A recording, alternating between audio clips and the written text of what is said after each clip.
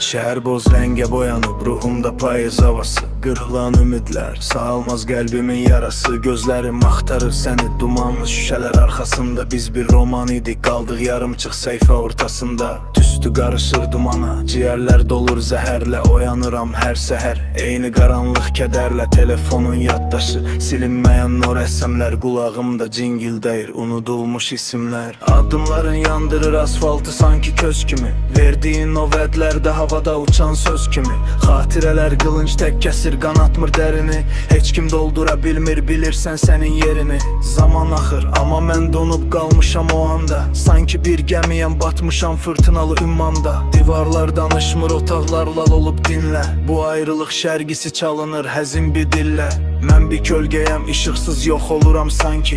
Sən günəş oldun, doğdun başqa bir üfüqdə, anla ki. Ürəyim buzdan bir qala, qapıları bağlıdır. Bu sevgi zəhərli, yox sinəmdə dağladı. Gedənlər qayıtmır, yollar dün yollar dolaşır. Biz eyni səmadayıq, amma sönüb bütün işıq.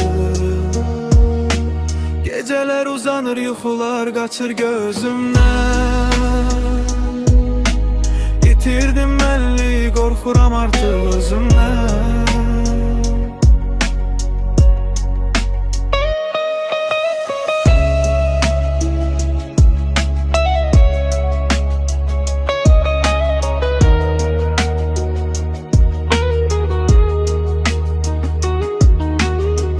Hislər kütləşib, sanki narkos təsiri. Mən azadlıq gəzən sənin eşkinin əsiri. Baxışlar soyuqdur, buzlaqlar qədər sərt. Bu tale oyununda çəkdiyim ancaq dərd. Gözlərimdə yaş deyil, axan sadəcə qürur. Bax zaman da yorulub, əqrəblər artıq durur.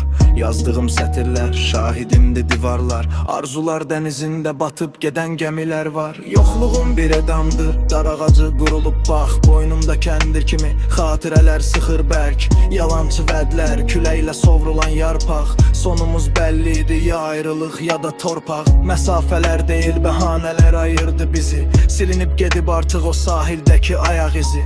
İçimdə fırtına, çöldəysə sakit bir dəniz. Bu faciə bitdi, qaldıq sadəcə sən və siz.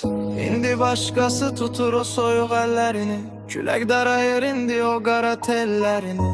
Unutmaq asandırsa öyrət mənə də bilim. Lal olub danışmır, sözə baxmır dilim.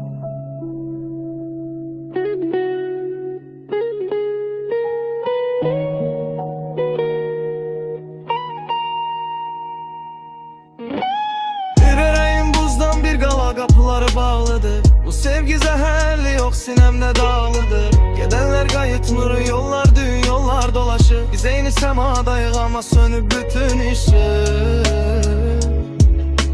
Gecələr uzanır, yuxular qaçır gözümdən. İtirdim mənliyi, qorxuram artıq özümdən.